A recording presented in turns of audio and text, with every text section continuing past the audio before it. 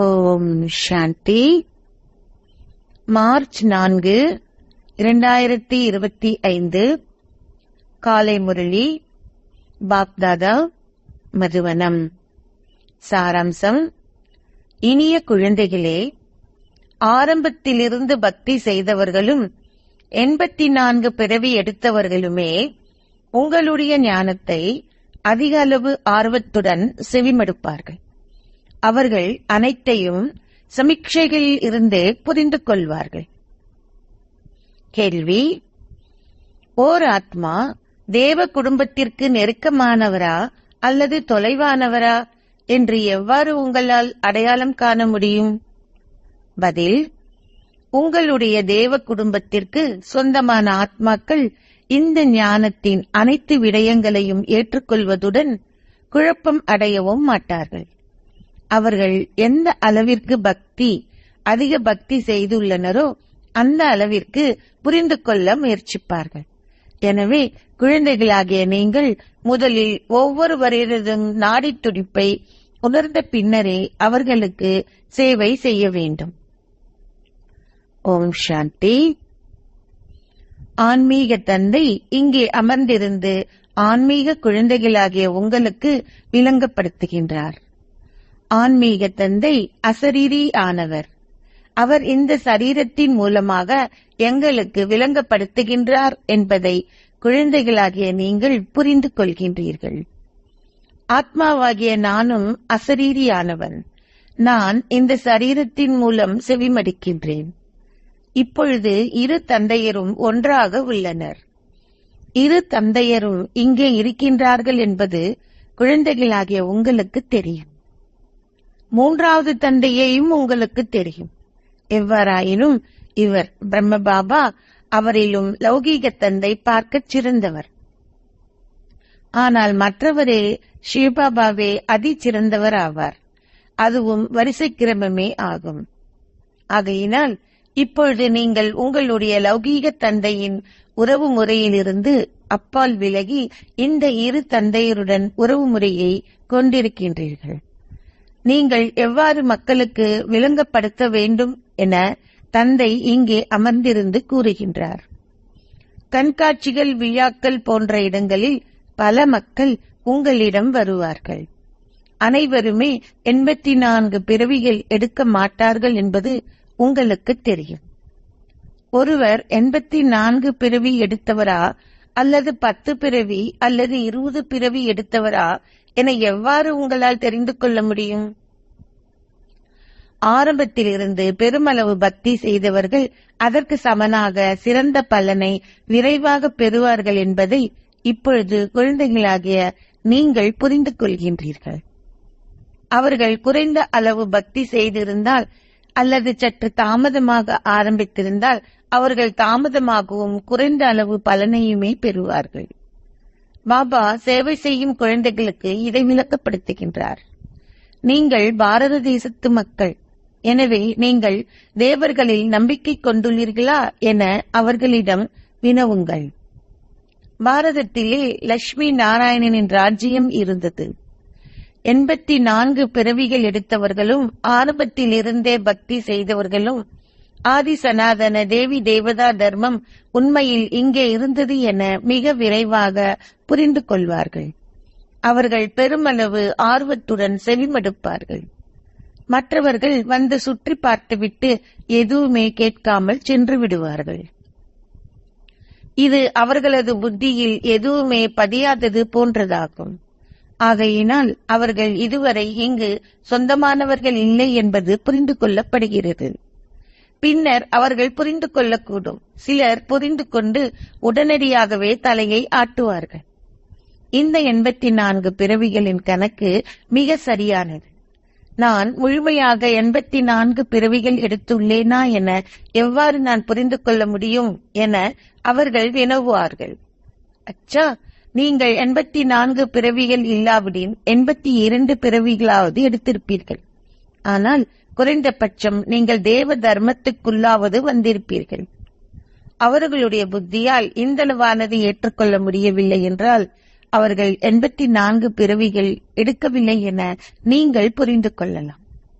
அதற்கும் அப்பால் இருப்பவர்கள் குறைந்த அளவு ஞானத்தையே செவிமடுப்பார்கள். பெருமளவு பக்தி செய்தவர்கள் கடின முயற்சி செய்து ஞானத்தை செவிமடுத்து மிக விரைவில் புரிந்து கொள்வார்கள். சிலர் குறைவாக புரிந்து கொண்டால் அவர்கள் சிறிது காலத்துக்கு பின்னரே பக்தி செய்ய ஆரம்பித்தவர்கள் எனவும் அவர்கள் தாமதமாக வருவார்கள் எனவும் நீங்கள் புரிந்து கொள்ளலாம். பெருமளவு பக்தி செய்தவர்கள் சமீட்சைகள் மூலம் புரிந்து கொள்வார்கள். இந்த நாடகம் மறுபடியும் தொடரும். அனைத்தும் பக்தியிலேயே தங்கியுள்ளது. இந்த பாபாவே அதிகூடிய பக்தி செய்தவர் ஆவார். குறைந்தளவு பக்தி செய்தவர்கள் குறைந்த அளவு பலனையே பெறுவார்கள். இந்த அனைத்து விடயங்களும் புரிந்து கொள்ளப்பட வேண்டும்.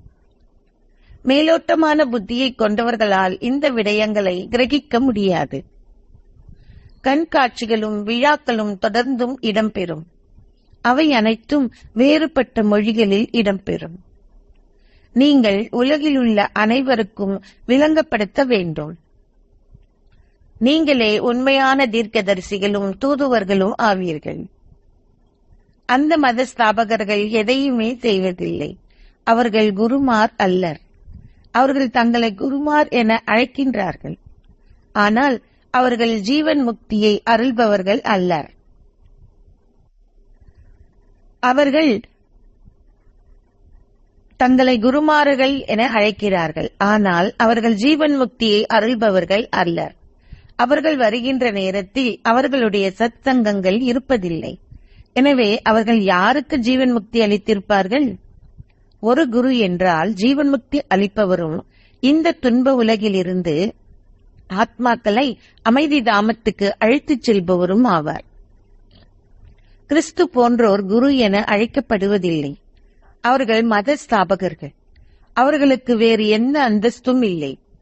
சதோ பிரதானாக முதலில் வந்து பின்னர் சதோ ரஜோ தமோ நிலைகளுக்கூடாக சென்றவர்களே அந்தஸ்தை கொண்டிருக்கிறார்கள். மற்றவர்கள் வந்து அவர்களின் மதங்களை ஸ்தாபித்துவிட்டு தொடர்ந்தும் மறுபிறவி எடுக்கின்றார்கள். அனைவரும் மீண்டும் தமோ பிரதான் நிலையை அடையும் போது தந்தை வந்து அவர்களை தூய்மையாக்கி திரும்பவும் அழைத்துச் செல்கின்றார். நீங்கள் ஒருமுறை தூய்மையாகிவிட்டால் தூய்மையற்ற உலகில் இருக்க முடியாது. தூய ஆத்மாக்கள் முதலில் முக்திக்கு சென்று பின்னர் ஜீவன் முக்தி வாழ்க்கைக்கு வருவார்கள். அவரே விடுதலை அளிப்பவர், வழிகாட்டி என அவர்கள் கூறுகின்றார்கள். ஆனால் அதன் அர்த்தத்தை அவர்களால் புரிந்து கொள்வதில்லை. அவர்கள் அர்த்தத்தை புரிந்து கொண்டிருந்தால் அவர்களுக்கு அவரை தெரிந்திருக்கும். சத்திய யுகத்தில் பக்தி மார்க்கம் என்ற பதம் இருக்க மாட்டாது. இதுவும் நாடகத்தில் நிச்சயிக்கப்பட்டுள்ளது. அவர்கள் அனைவரும் தமது சொந்த பாகங்களை தொடர்ந்தும் நடிக்கின்றனர். ஒருவர் கூட தான் நடிக்கும் பாகத்திலிருந்து விடுதலை அடைய முடியாது. நீங்கள் இப்பொழுது இந்த ஞானத்தை பெறுகின்றீர்கள். தந்தை கூறுகின்றார், நான் ஒவ்வொரு கல்பத்திலும் சங்கமத்தில் வருகின்றேன். இது மேன்மையான நன்மை பயக்கும் சங்கம யுகம் என அழைக்கப்படுகின்றது. மற்றைய எந்த யுகமும் நன்மை பயப்பதில்லை. சத்திய திரேதா யுகங்களின் சங்கமத்திற்கு எந்த முக்கியத்துவமும் இல்லை. சூரிய வம்சம் முடிவடைந்த பின்னர் சந்திர வம்ச ராஜ்யம் இருக்கும். சந்திர வம்சம் வைஷ்ய வம்சமாக மாறும்போது சந்திர வம்சம் கடந்துவிடும். அதன் பின்னர் நீங்கள் என்னவாக ஆகுகின்றீர்கள் என எவருக்குமே தெரியாது. சூரிய வம்சத்துக்கு சொந்தமானவர்கள் எங்களுடைய மூதாதையர் என்றும் ஏனையவர்கள் சந்திர வம்சத்தினர் என்றும் எஞ்சிருக்கும் ரூபங்களில் இருந்து புரிந்து கொள்ள முடியும். அவர்கள் சூரிய வம்சத்தினர் சக்கரவர்த்திகளாகவும் ஏனையவர்கள் சந்திர வம்சத்தினர் அரசர்களாகவும் இருந்தார்கள். அவர்கள் மிகுந்த செல்வந்தர்களாக இருந்தார்கள். ஆனால் இவர்களோ சந்திர வம்சத்தினர் தோல்வியடைந்தார்கள். இந்த விடயங்கள் எந்த ஒரு புராணங்கள் போன்றவற்றிலும் குறிக்கப்படவில்லை. தந்தை இப்பொழுது இங்கிருந்து உங்களுக்கு விளங்கப்படுத்துகின்றார். எங்களை விடுதலையாக்குங்கள், எங்களை தூய்மையாக்குங்கள் என அனைவரும் கூறுகின்றனர். அவர்கள் சந்தோஷத்தை வேண்டுவதில்லை. ஏனெனில் புராணங்களில் சந்தோஷம் அவமதிக்கப்பட்டுள்ளது. எவ்வாறு நான் மன அமைதியை பெறுவது என அனைவரும் வினவுகின்றார்கள். குழந்தைகளாகிய நீங்கள் இப்பொழுது அமைதி, சந்தோஷம் இரண்டையும் பெறுகின்றீர்கள் என புரிந்து கொள்கின்றீர்கள். எங்கே அமைதி இருக்கின்றதோ அங்கே சந்தோஷம் இருக்கும். எங்கே அமைதியின்மை இருக்கின்றதோ அங்கே துன்பமே இருக்கும். சத்திய யுகத்தில் அமைதி, சந்தோஷம் இரண்டுமே இருக்கும். இங்கேயோ துன்பமும் அமைதியின்மையுமே உள்ளன. மாயையாகிய ராவணன் உங்களுடைய புத்தியை முற்றிலும் சீரழிந்ததாக ஆக்கிவிட்டான் என தந்தை இங்கிருந்து விளங்கப்படுத்துகின்றார். இதுவும் நாடகத்தில் நிச்சயிக்கப்பட்டுள்ளது. தந்தை கூறுகின்றார், நானும் நாடகத்திற்கு கட்டுப்பட்டுள்ளேன். நான் இப்பொழுது எனது பாகத்தை நடிக்கின்றேன். அது இந்த நேரத்திலேயே இடம்பெறுகிறது. பாபா, நீங்கள் மாத்திரமே ஒவ்வொரு கல்பத்திலும் வந்து தூய்மையற்று சீரழிந்து உள்ள எங்களை தூய்மையானவர்களாகவும் மேன்மையானவர்களாகவும் ஆக்குகின்றீர்கள் என நீங்கள் கூறுகின்றீர்கள். நீங்கள் ராவணனின் மூலமே சீரழிந்தவர்கள் ஆகினீர்கள். தந்தை இப்பொழுது வந்து மனிதர்களை தேவர்களாக மாற்றுகின்றார். தந்தை மாத்திரமே வந்து பாடலில் உள்ள புகழ்ச்சியின் அர்த்தத்தை உங்களுக்கு விளங்கப்படுத்துகின்றார். அந்த அமரத்துவ சிம்மாசனத்தில் அமர்பவர்கள் அதன் அர்த்தத்தை புரிந்து கொள்வதில்லை. ஆத்மாக்களே அமரத்துவ ரூபங்கள் என பாபா உங்களுக்கு விளங்கப்படுத்தி உள்ளார். இச்சரீரம் இந்த ஆத்மாவின் ரதமாகும். மரணத்தை ஒருபோதும் அனுபவம் செய்யாத அமரத்துவ ரூபம் இதில் அமர்ந்திருக்கின்றார். சத்திய யுகத்தில் மரணம் உங்களிடம் வரமாட்டாது. அங்கே அகால மரணம் இடம்பெற மாட்டாது. அது அமரத்துவ உலகம், இது மரண உலகம். எவருமே அமரத்துவ உலகம் அல்லது மரண உலகம் என்பதன் அர்த்தத்தை புரிந்து கொள்வதில்லை. தந்தை கூறுகின்றார், நான் அனைத்தையும் இலகுவான முறையில் உங்களுக்கு விளங்கப்படுத்துகின்றேன். என்னை மாத்திரம் நினைவு செய்யுங்கள். நீங்கள் தூய்மையாகுவீர்கள். சாதுக்களும் புனிதர்களும் பாடுகின்றார்கள், ஓ தூய்மையாக்குபவரே. அவர்கள் தூய்மையாக்குபவரான தந்தையை அழைக்கின்றார்கள். நீங்கள் எங்கே சென்றாலும் அவர்கள் நிச்சயமாக தூய்மையாக்குபவரை அழைப்பார்கள். சத்தியம் ஒருபோதும் மறைந்திருக்க முடியாது. தூய்மையாக்குபவரான தந்தை வந்து எங்களுக்கு பாதையை காட்டுகின்றார் என உங்களுக்கு தெரியும். உங்களை ஓர் ஆத்மாவாக கருதி சதா என்னை மாத்திரம் நினைவு செய்யுங்கள். நீங்கள் சதோ பிரதான் ஆகுவீர்கள் என ஒரு கல்பத்திற்கு முன்னரும் அவர் கூறினார். நீங்கள் அனைவரும் ஒரே ஒரு அன்பிற்கினியவரின் காதலிகள். அந்த காதலர்கள் ஒரு பிறவிக்கானவர்கள். ஆனால் நீங்கள் அனைவரும் இவரை பல பிறவிகளாக காதலிக்கின்றீர்கள். நீங்கள் அவரை நினைவு செய்து ஓ பிரபு என கூறுகிறீர்கள். ஒரு தந்தை மாத்திரமே அருள்பவர். தந்தையிடமிருந்து மாத்திரமே குழந்தைகள் எதையாவது கேட்கின்றார்கள். ஆத்மாக்கள் சந்தோஷமற்றவர்கள் ஆகும்போதே அவர்கள் தந்தையை நினைவு செய்கின்றார்கள். சந்தோஷத்தில் எவருமே அவரை நினைவு செய்வதில்லை. அவர்கள் தமது குருவிடம் சென்று எமக்கு ஒரு குழந்தையை கொடுங்கள் என்று கேட்பது போன்று அனைவரும் தாம் சந்தோஷமற்று இருக்கும்போது பாபா வந்து முக்தியை அருளுங்கள் என அவரை நினைவு செய்கின்றார்கள். அச்சா, அவர்களுக்கு ஒரு குழந்தை கிடைத்தால் அவர்கள் மிகுந்த சந்தோஷம் அடைகின்றார்கள்.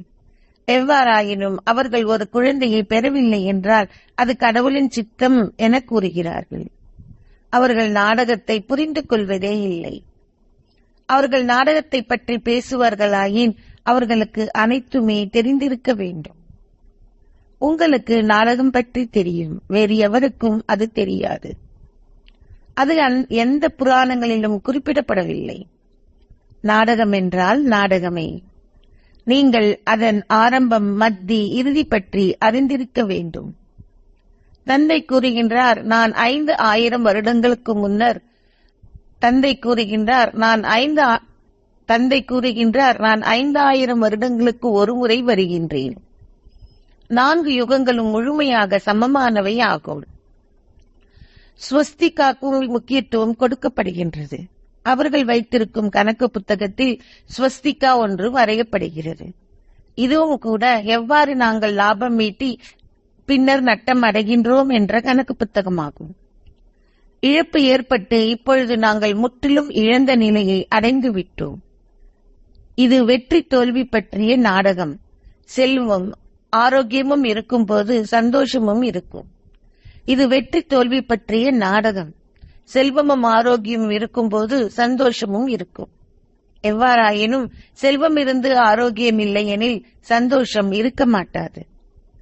நான் உங்களுக்கு செல்வம் ஆரோக்கியம் இரண்டையும் கொடுக்கின்றேன்.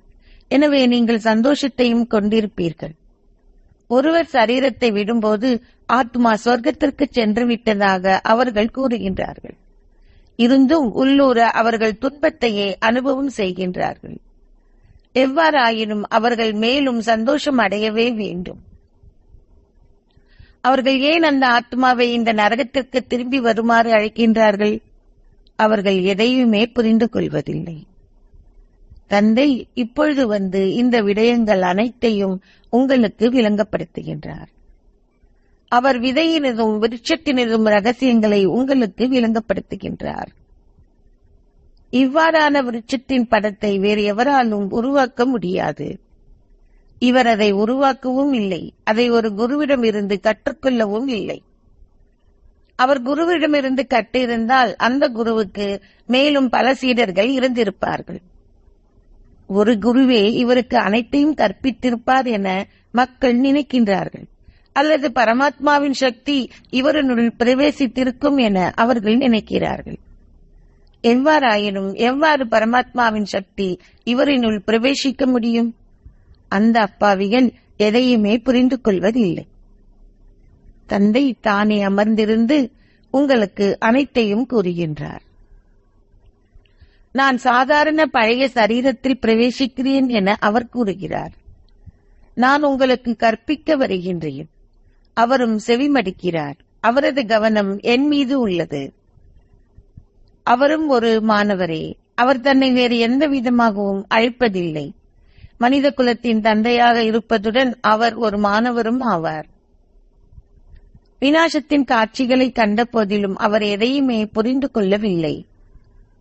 இப்பொழுது நீங்கள் புரிந்து கொண்டிருப்பது போன்று அவர் படிப்படியாக அனைத்தையும் புரிந்து கொண்டார். தந்தை உங்களுக்கு விளங்கப்படுத்தும் போது இடையே இருக்கும் இவரும் தொடர்ந்து புரிந்து கொள்வார். தந்தை உங்களுக்கு விளங்கப்படுத்தும் போது இடையே இருக்கும் இவரும் தொடர்ந்து புரிந்து கொள்வார். அவர் தொடர்ந்தும் கற்கின்றார். ஒவ்வொரு மாணவரும் கற்பதற்கு முயற்சி செய்ய வேண்டும். பிரம்மா, விஷ்ணு, சங்கரர் ஆகியோர் சூட்சும உலக வாசிகளாவர். அவர்களுடைய பாகம் என்ன என்று எவருக்குமே தெரியாது. தந்தை ஒவ்வொரு விடயங்களையும் தானே விளங்கப்படுத்துகின்றார். எனவே நீங்கள் கேள்வி கேட்க வேண்டிய அவசியமில்லை. பரமாத்மா சிவன் அதிமேலே இருக்கிறார். பரமாத்மா சிவன் அதிமேலே இருக்கின்றார். பின்னர் தேவர்கள் இருக்கின்றார்கள். எவ்வாறு அவர்களை அவருடன் கலக்க முடியும்? தந்தை இவரினுள் பிரவேசிக்கின்றார். இதனாலேயே நாங்கள் பாப் தாதா என அழைக்கப்படுகின்றோம் என்பது குழந்தைகளாகிய உங்களுக்கு இப்பொழுது தெரியும். பாபா தாதாவிலிருந்து வேறுபட்டவர். சிவன் தந்தை ஆவார். பிரம்மா தாதா ஆவார். இவர் மூலமாக சிவனிடமிருந்து நீங்கள் உங்களுடைய ஆஸ்தியை பெறுகின்றீர்கள். பிரம்மாவின் குழந்தைகள் பிராமணர்கள் ஆவார்கள். தந்தை நாடக திட்டத்திற்கேற்ப உங்களை தத்தெடுத்துள்ளார். தந்தை கூறுகின்றார், இவர் முதலாம் இலக்க பக்தராக இருந்தார். அவர் 84 பிறவிகள் எடுத்துள்ளார். அவர் அழகானவரும் அவலட்சணமானவரும் என்றும் அழைக்கப்படுகின்றார். சத்தியுகத்தில் ஸ்ரீகிருஷ்ணர் அழகானவராக இருந்தார். அவர் கலியுகத்தில் அவலட்சமானவர் ஆகிவிட்டார். அவர் தூய்மையற்றவராக இருந்தார். இப்பொழுது தூய்மை ஆகுகின்றார். இது உங்களுக்கும் பொருந்தும். இது கலியுக உலகம், அதுவோ சத்தியுக உலகமாகும். ஏனி பற்றி எவருக்கும் தெரியாது. தாமதமாக வருபவர்கள் 84 பிறவிகள் எடுப்பதில்லை. அவர்கள் நிச்சயமாக சில பிறவிகளை எடுத்திருப்பார்கள். எனவே எவ்வாறு அவர்கள் ஏணிப்படத்தில் காட்டப்பட முடியும்? அதிகூடிய பிறவிகள் எடுத்தவர்கள் பற்றியும் அதிகுறைந்த பிறவிகள் எடுத்தவர்கள் பற்றியும் பாபா விளங்கப்படுத்துகின்றார். இது ஞானமாகும். தந்தை மாத்திரமே ஞானம் நிறைந்தவரும் தூய்மையாக்குபவரும் ஆவார். அவர் ஆரம்பம், மத்தி, இறுதி பற்றிய ஞானத்தை பேசுகின்றார். அவர்கள் அனைவரும் நேற்றி இதுவுமல்ல அதுவுமல்ல என்று கூறுகின்றனர். அவர்களுக்கு தமது சொந்த ஆத்மாவையே தெரியாது. எனவே எவ்வாறு அவர்கள் தந்தையை தெரிந்து கொள்வார்கள்? அவர்கள் ஆத்மாவை பற்றி பெயரளவிலேயே பேசுகின்றார்கள், ஆனால் அவர்களுக்கு எதுவுமே தெரியாது. ஆத்மா அனாதியானவர் என்றும் அவரில் 84 பிறவிகளின் அழியாத பாகம் பதியப்பட்டுள்ளது என்றும் இப்போது உங்களுக்கு தெரியும். அத்தகைய சின்னஞ்சிறு ஆத்மாவினுள் முழு பாகமும் பதியப்பட்டுள்ளது. இதை மிக கவனமாக செவிமடுப்பவர்களும் புரிந்து கொள்பவர்களுமே நெருக்கமானவர்கள் என்பது புரிந்து கொள்ளப்படுகின்றது. இந்த ஞானம் அவர்களது புத்தியில் பதியவில்லை என்றால் அவர்கள் தாமதமாகவே வருவார்கள் என புரிந்து கொள்ளப்படுகிறது. ஞானத்தை கொடுக்கும் நேரத்தில் அவர்களின் நாடி துடிப்பை உணர்ந்து கொள்ளுங்கள். விளங்கப்படுத்துபவர்களும் வரிசை கிரமமானவர்களே. இது உங்கள் கல்வியாகும். ஓர் ராஜ்யம் ஸ்தாபிக்கப்படுகின்றது. சிலர் அனைத்திலும் உயர்ந்த அந்தஸ்தான ராஜ அந்தஸ்தை கோரிக்கொள்வார்கள். ஏனையோர் பிரஜைகளுக்கு பணிப்பெண்களாகவும் வேலைக்காரர்களாகவும் ஆகுவார்கள். எவ்வாறாயினும் சத்தியுகத்தில் எந்தவிதமான துன்பமும் இருக்காது என்பது உண்மையாகும். அது சந்தோஷ பூமியான ஸ்வர்க்கம் என அழைக்கப்படுகின்றது. அது கடந்த காலத்தில் இருந்ததால் அவர்கள் அதனை நினைவு செய்கின்றார்கள். மக்கள் ஸ்வர்க்கம் மேலே இருப்பதாக நினைக்கிறார்கள். தில்வாலா ஆலயத்தில் உங்களுடைய சரியான ஞாபகார்த்தம் காட்டப்பட்டுள்ளது. ஆதி தேவனும் ஆதி தேவியும் குழந்தைகளாகிய நீங்களும் தரையிலே யோகத்தில் அமர்ந்திருக்கின்றீர்கள். ராஜ்யம் மேலே காட்டப்பட்டுள்ளது. மக்கள் சென்று அவற்றை பார்த்துவிட்டு பணம் கொடுக்கின்றார்கள். எனினும் அவர்கள் எதையுமே புரிந்து கொள்வதில்லை. குழந்தைகளாகிய நீங்கள் 3வது ஞானக்கண்ணை பெற்றுள்ளீர்கள். அனைத்திற்கும் முதலில் நீங்கள் தந்தையின் வரலாற்றை அறிந்துள்ளீர்கள். எனவே உங்களுக்கு மேலும் என்ன வேண்டும்? தந்தையை அறிந்து கொண்டதன் மூலம் நீங்கள் அனைத்தையும் அறிந்து கொள்கின்றீர்கள். தந்தையை அறிந்து கொண்டதன் மூலம் நீங்கள் அனைத்தையும் புரிந்து கொள்கின்றீர்கள். ஆகையினால் சந்தோஷம் இருக்க வேண்டும். நீங்கள் இப்பொழுது சத்திய யுகத்திற்கு சென்று தங்க மாளிகைகளை கட்டுவீர்கள் என்பது உங்களுக்கு தெரியும். அங்கு நீங்கள் ஆட்சி செய்வீர்கள். இந்த ஆன்மீக ஞானம் ஆன்மீக தந்தையினால் கொடுக்கப்படுகின்றது என்பதை சேவாதாரி குழந்தைகளின் புத்தி அறியும். ஆத்மாக்களின் தந்தை ஆன்மீக தந்தை என அழைக்கப்படுகின்றார். அவரே ஜீவன் முக்தியை அருள்பவர். அவர் அமைதி, சந்தோஷம் எனும் ஆஸ்தியை கொடுக்கின்றார். நீங்கள் அவர்களுக்கு விளங்கப்படுத்தலாம். இந்த ஏணிப்படமானது 84 பிறவிகளை எடுத்த பாரதவாசிகளை பற்றியதாகும். நீங்கள் சக்கரத்தில் அரைவாசியில் வந்தீர்கள். எனவே நீங்கள் எவ்வாறு 84 பிறவிகளை எடுக்க முடியும்? நாங்களே அதிகூடிய பிறவிகளை எடுக்கின்றோம். இவை புரிந்து கொள்ளப்பட வேண்டிய மிக ஆழமான விடயங்களாகும். தூய்மை அற்றவர்களிலிருந்து தூய்மை ஆகுவதற்காக உங்களுடைய புத்தியை யோகத்தில் இணைப்பதே பிரதான விடயமாகும். நீங்கள் தூய்மை ஆகுவதற்கான சத்தியம் செய்த பின்னர் தூய்மையற்றவர் ஆகினால் உங்களுடைய எலும்புகள் முற்றாக நொறுங்கிவிடும். இது நீங்கள் 5வது மாடியில் இருந்து விழுவது போன்றதாகும். உங்களுடைய புத்தி முற்றிலும் சுத்தமற்றதாகி உங்களுடைய மனசாட்சி உறுத்தத் தொடங்கும். பின்னர் உங்களால் எதையுமே பேச முடியாதிருக்கும். இதனாலேயே தந்தை கூறுகின்றார், எச்சரிக்கையாக இருங்கள். அச்சாம், இனிமையிலும் இனிமையான அன்பிற்கு உரிய எப்போதோ தொலைந்து இப்போது கண்டுபிடிக்கப்பட்டிருக்கும் குழந்தைகளுக்கு உங்கள் தாய் தந்தையாக இருக்கும் பாப்தாதாவின் அன்பும் நினைவுகளும் காலை வந்தனங்களும். ஆன்மீக தந்தை ஆன்மீக குழந்தைகளுக்கு நமஸ்தே சொல்கிறார். ஆன்மீக தந்தைக்கு ஆன்மீக குழந்தைகளின் அன்பு நினைவுகள் மற்றும் நமஸ்தே. தாரணைக்கான சாராம்சம் 1. இந்த நாடகத்தை மிக சரியாக புரிந்து கொண்டு மாயையின் பந்தனங்களில் இருந்து விடுதலை ஆகுங்கள். உங்களை ஓர் அமரத்துவ ரூபமான ஆத்மாவாக கருதுங்கள். தந்தையை நினைவு செய்து தூய்மை ஆகுங்கள். 2.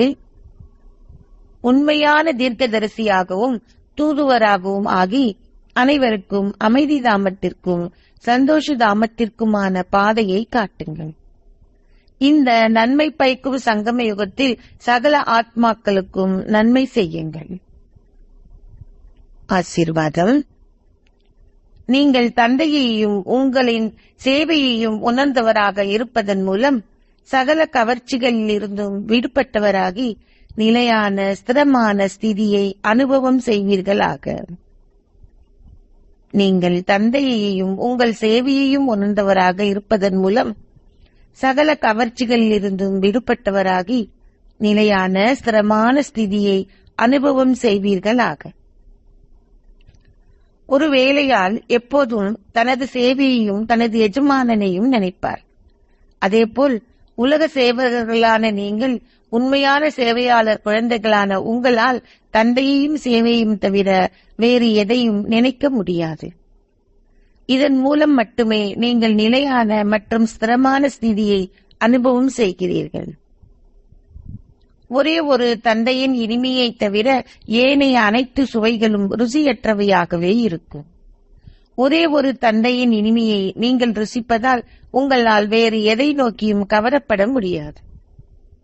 நிலையான மற்றும் ஸ்திரமான ஸ்திதியை கொண்டிருப்பதற்கான தீவிர முயற்சி உங்களை சகல கவர்ச்சிகளில் இருந்தும் விடுபட செய்யும்.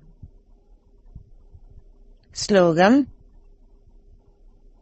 இக்கட்டான சூழ்நிலைகள் என்ற பரீட்சையில் சித்தி அடைவதற்கு உங்களின் சுபாவத்தை சக்தி வாய்ந்தது ஆக்குங்கள். இக்கட்டான சூழ்நிலைகள் என்ற பரீட்சையில் சித்தி அடைவதற்கு உங்களின் சுபாவத்தை சக்தி வாய்ந்தது ஆக்குங்கள். அவ்விக்த சமீட்சை. சத்தியம் மற்றும் நல்ல பண்புகளின் கலாச்சாரத்தை கடைபிடியுங்கள். உண்மையற்ற எதையும் நீங்கள் பார்த்தால் அல்லது கேட்டால் அந்த பொய்யை சூழலில் பரப்பாதீர்கள். அது ஒரு பாவம். என்னால் அந்த பாவத்தை ஒருவர் செய்வதை பார்க்க முடியவில்லை என பலர் சொல்கிறார்கள். எவ்வாறாயினும் உண்மையற்ற விடயங்களை சூழலில் பரப்புவதும் ஒரு பாவமே. நீங்கள் இப்படியான ஒன்றை பார்த்து அல்லது கேட்பதை உங்களின் லௌகீக குடும்பத்தில் பரப்ப மாட்டீர்கள். அதை உங்களின் காதுகளால் கேட்டு இதயத்தில் மறைத்துக் கொள்வீர்கள். இங்கே யாராவது ஒருவர் வீணானவற்றை பரப்புவதும் ஒரு பாவத்தின் சுவடேயாகும். இத்தகைய சிறிய பாவங்கள் பறக்கும் ஸ்திதியை அனுபவம் செய்வதை இல்லாமல் செய்துவிடும். ஆகவே கர்மத்தின் ஆழமான தத்துவத்தை புரிந்து கொண்டு சத்தியத்தின் சக்தியை அதன் உண்மையான ரூபத்தில் கடைபிடியுங்கள். ஓம் சாந்தி.